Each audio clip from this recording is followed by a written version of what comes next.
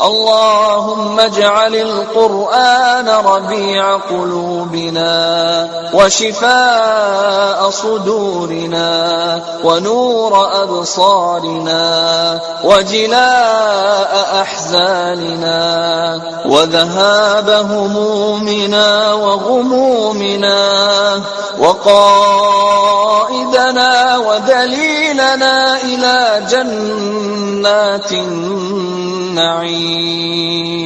اللهم لا تدع لنا ذنبا إلا غفرته ولا هما إلا فرجته ولا دينا إلا قضيته ولا غائبا إلا رددته ولا ميتا إلا رحمته ولا مريضا إلا شفيته ولا حاجة من حوائج الدنيا والآخرة لك فيه رضا ولنا فيها فائدة إلا أتيت على قضائها في يسر منك وعافية يا أرحم الراحمين يا غياث المستغيثين يا غياث المستغيثين يا من لا تراه العيون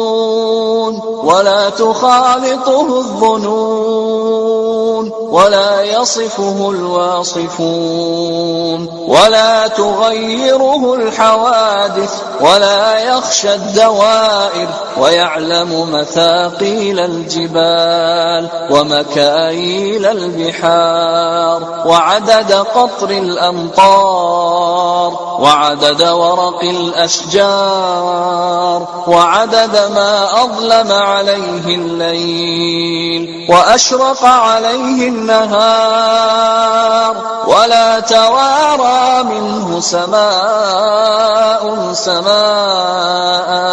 ولا أرض أرضا ولا بحر ما في قعره ولا جبل ما في وعره. اللهم لك الحمد بما خلقتنا ورزقتنا وهديتنا وعلمتنا وأنقذتنا وفرجت عنا. لك الحمد بالإسلام ولك الحمد بالقرآن ولك الحمد بالأهل والمال والمعافاة.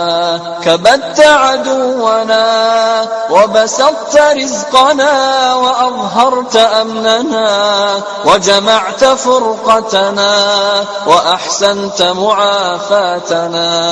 ومن كل ما سألناك ربنا أعطيتنا فلك الحمد على ذلك كثيرا. ولك الحمد بكل نعمة أنعمت بها علينا في قديم أو حديث أو سر أو علانية أو خاصة أو عامة أو حي أو ميت أو شاهد أو غائب. لك الحمد حتى ترضى ولك الحمد إذا رضيت.